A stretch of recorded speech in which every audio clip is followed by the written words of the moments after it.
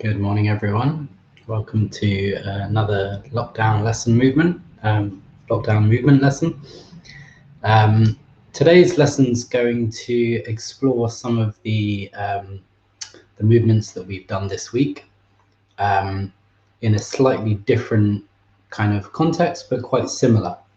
One of the things that I've kind of noticed that I'm doing this week is exploring bigger movements of the body. I think that is occasionally difficult to do via a live stream when I can't see people, because I can't really track exactly how you guys are doing the movements, and I can't offer advice about speed, intensity, and stuff like that.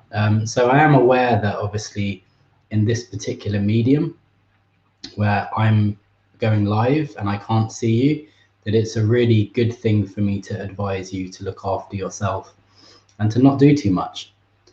Almost err on the side of not doing enough rather than doing too much, because I can't really track that from the position that I'm in. I can't monitor you guys. I can only monitor my own instruction, the pacing of them, and what I'm asking people to do and whether it's realistic. So I think it's worthwhile just mentioning that I can't see you. You have to look after yourself, and sometimes this or movements that we make throughout the day can cause pain. A friend of mine recently is telling me about some pain that he's suffering while running. So any movement that we make can stimulate or disturb us in some way. Especially if we've got habits to do with tension or contraction in certain parts of the body. So just to be aware of that as you go through these lessons. If some of these movements are challenging for you, please take your time, do the movements in your imagination if you feel any of them are uncomfortable, and look after yourself. And if you've got any questions, just drop me a message. If you don't want to ask in the comment thread, drop me a message via Messenger, and I'll see if I can kind of offer some guidance with that. So that's my little disclaimer for watching that wants to say hi. Let me know who you are, where you're watching from. That would be great. And if you want to mention anything about physical issues that you deal with yourself, all of that kind of information does give me some kind of information to go on in the lessons that I'm teaching. So often in my weekly class, I'll ask people, is there anything I should be aware of before I start the lesson? On Monday, I got 2 people saying, yes, this thing had happened to me recently. Yes, I've been dealing with this thing. And that just helps me kind of guide the lesson a little. So if anyone's got things that they want me to know about, that's a really nice way to do it. Okay, so that all said, find a comfortable position for you to sit in, please. And if you can, for this lesson, take your shoes off so that you are have your feet on the floor. You can leave your socks on. We're not going to be doing anything with individual toes. Hiya. I'm not sure who that is. Maybe Facebook can tell me.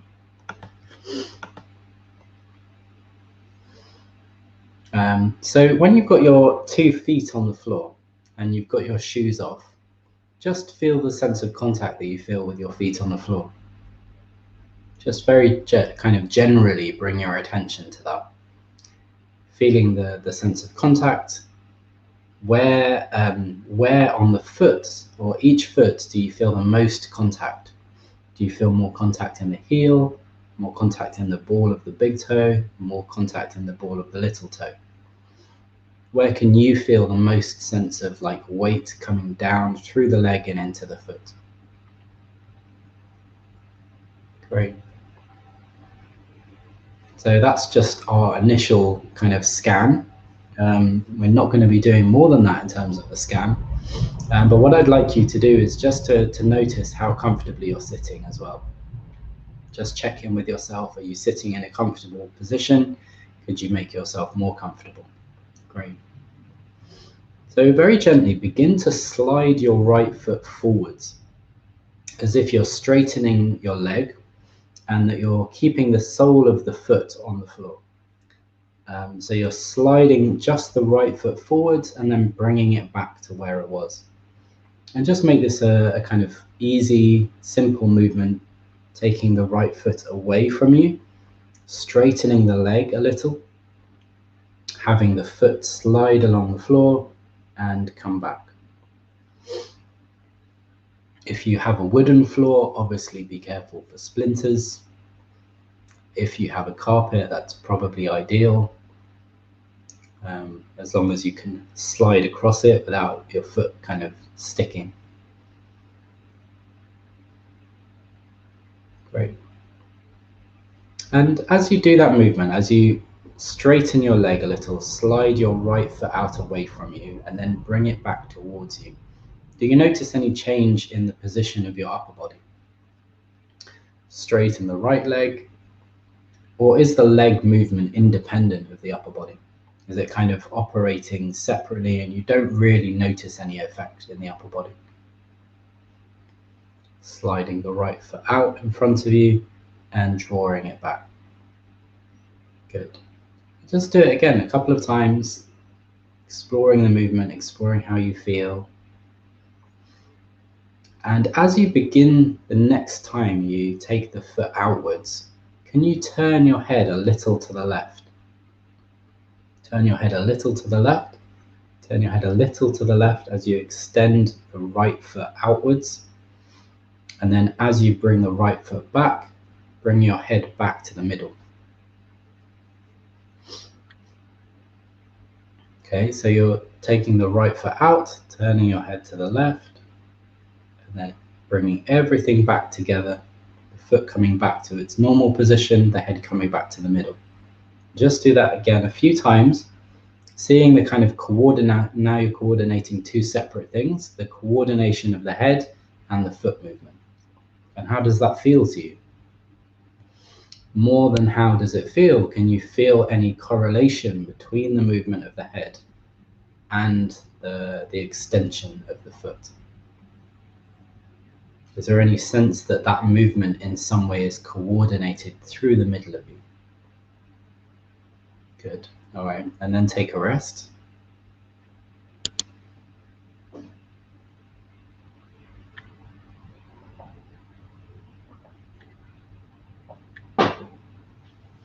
And just bring your attention over to your left foot and make a few movements of the left foot by itself. In fact, actually, before you start moving with the left foot, just compare the sensation between the right foot and the left foot. How does the left foot feel against the ground? How does the right foot feel against the ground?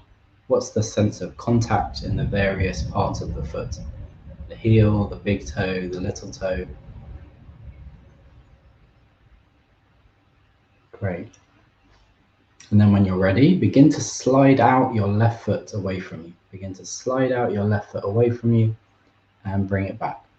So you're straightening the leg, but you're leaving your foot connected on the floor, straightening the leg and bringing it back.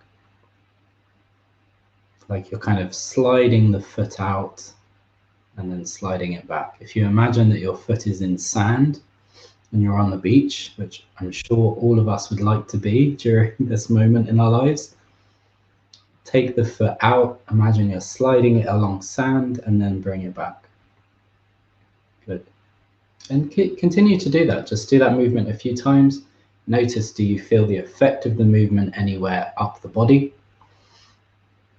Is there any sense of the movement affecting your abdomen or your lower back or your chest?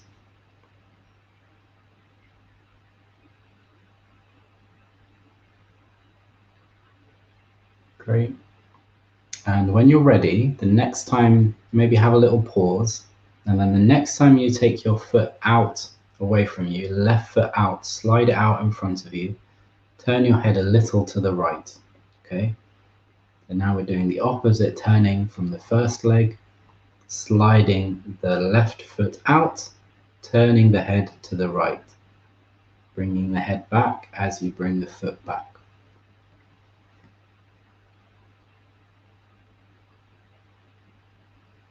And again, can you feel any sense of the relationship between the turning of the head and the lengthening of the foot? Or the lengthening of the leg and the sliding of the foot? Do they feel coordinated, or do they feel like two completely separate things?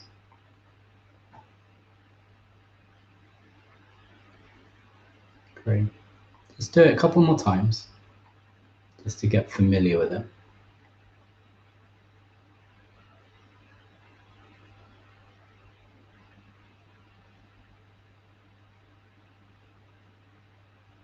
Good.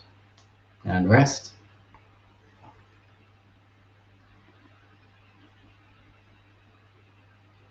So it's a nice, comfortable movement. There isn't really much challenge involved in that particular movement. But maybe one of the things that, as the movement is easier, one of the things that you can do is you can notice more. As the movements get more difficult, that's increasing the tone of the body and making us in some way less sensitive. So when we're less sensitive, we are perceiving less things.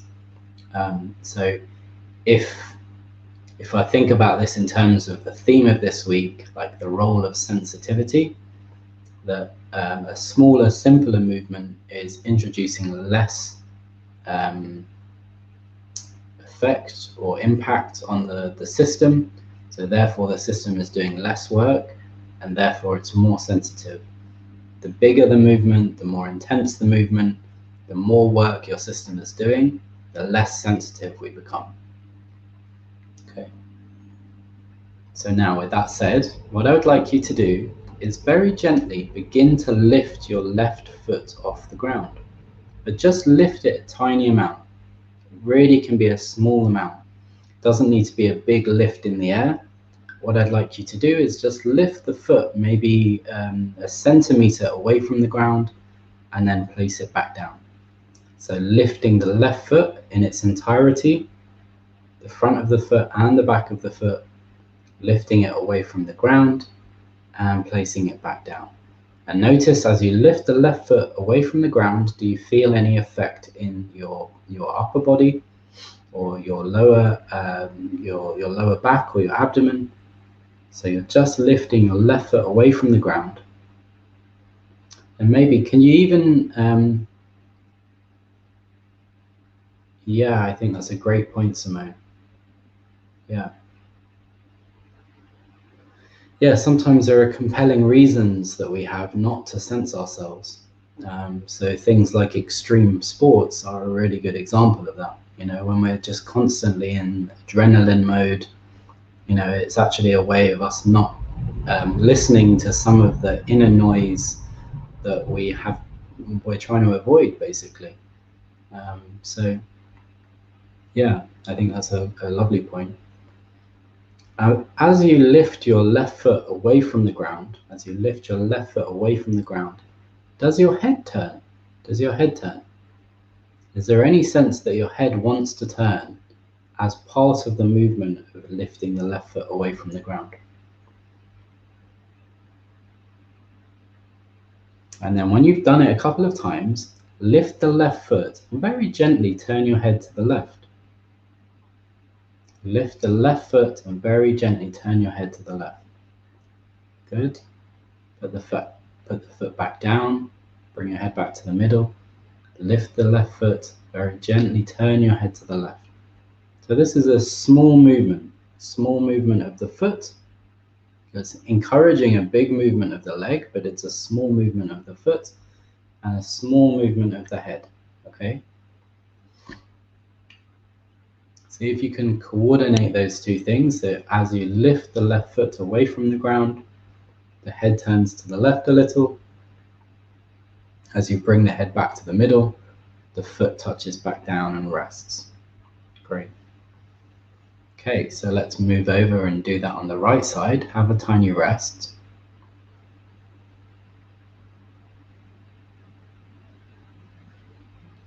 Once you've had a little rest, change your attention to your right foot.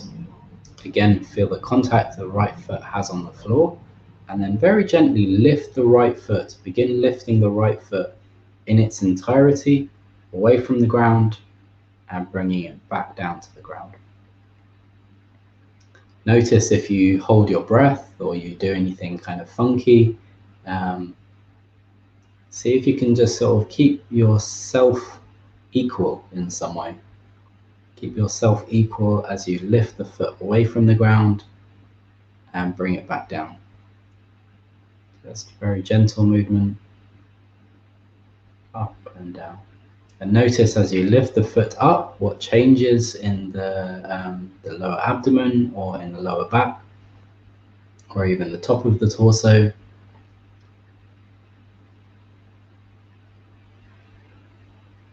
Great. And when you've done it a couple of times, begin to turn your head to the right as you lift the right foot away from the ground. So now you're combining the movement of lifting the foot with a very gentle turning of the head. And I don't want you to do a big movement. I want this to be quite subtle. Gently lifting the right foot, turning the head to the right.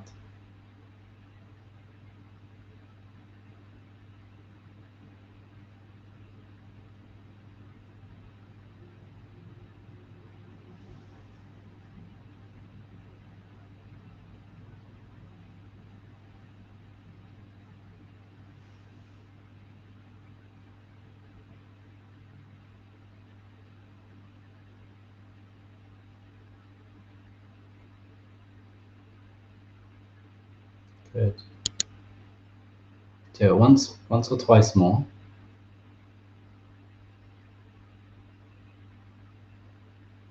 And then rest your right foot.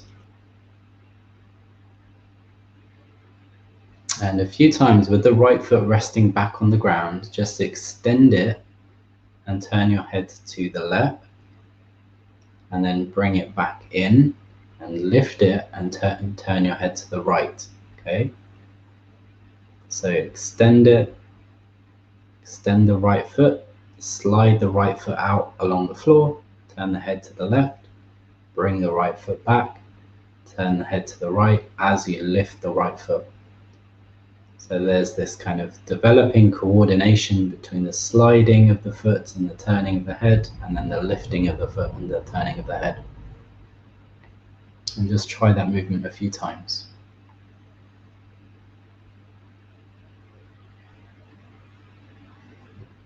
So I call this lesson touching your toes, but I'm sure that no one's got any idea where touching your toes comes into this at this point. What I might have to do is break this up into 2 lessons. I might be touching your toes part 2 tomorrow.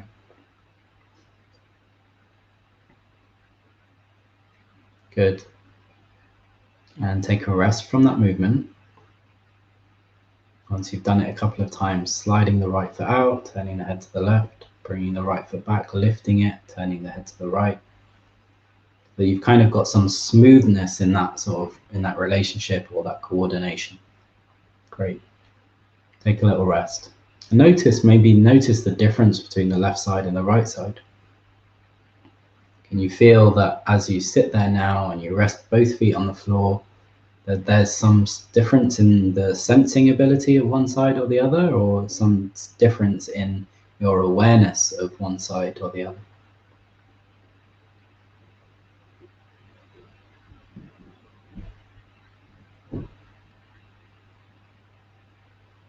Okay, good. When you're ready, begin to slide your left foot out in front of you. As you slide your left foot out in front of you, turn your head very gently to the right, and then bring the left foot back in.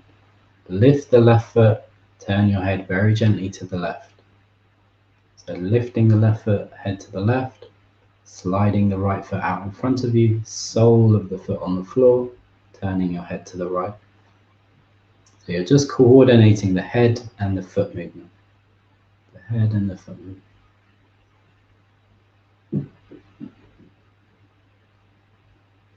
Let's try that movement a few times. Notice if your breathing changes. Notice if you speed up or slow down to help yourself coordinate them.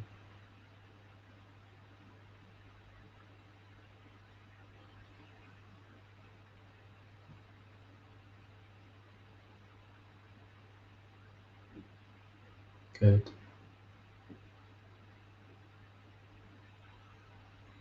Some lessons at the end, I try and kind of coordinate the two sides, but I think that that's not going to be possible in this. Maybe it is. Maybe it is. I need to think about it. Maybe we can do that tomorrow.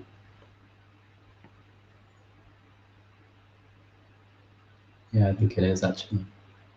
But that's not what we're doing. So just rest. Once you've done that a few times, just rest. Have your 2 feet resting on the floor.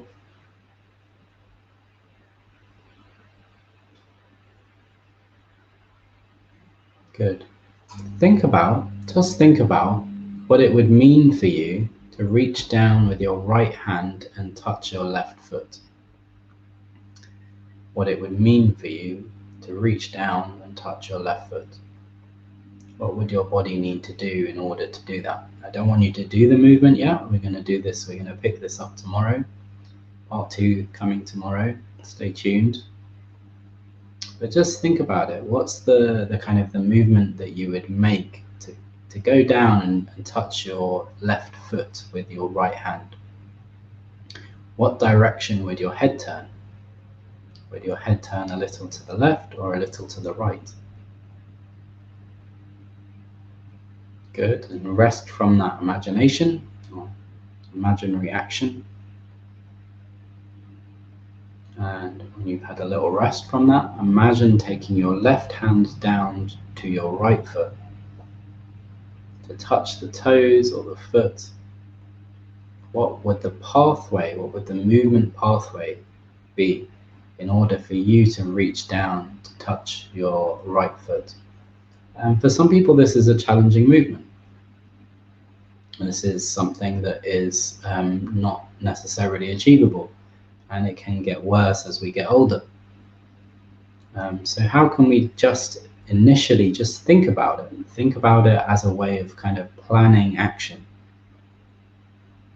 using the power of imagination and our kind of cognitive planning abilities to create the possibility, so making the impossible possible. Good. What direction would the head turn in as you reach down to your right foot with your left hand? Think about it. Sort of test it out in your imagination. Would it make more sense to you to begin the movement, even just the beginning of reaching down? Would it make more sense for you to begin the movement of reaching down, turning your head a little to the right or a little to the left? Good. Okay, and I think I'm going to leave the lesson there. That's like a cliffhanger. So I hope you've enjoyed it. If you have any comments or you want to let me know anything that you experienced during the lesson, please write them in the comments. It's great to hear from you. If you think that these lessons would be useful to anyone, please share them. Maybe I can put a link in the description. Maybe that makes it easier. I can do a bit of work too. So yeah, if you want to share them, you can do that via YouTube or via Facebook. If you want to watch them again, you can do that via YouTube or Facebook. Links are in the description. If you'd like to make a small donation for the lessons, there's a link to my PayPal account. And I will be back with part 2 of Touching Your Toes tomorrow. So hope you've enjoyed that, and I will see you back here at 11. Okay, take care. Bye, guys.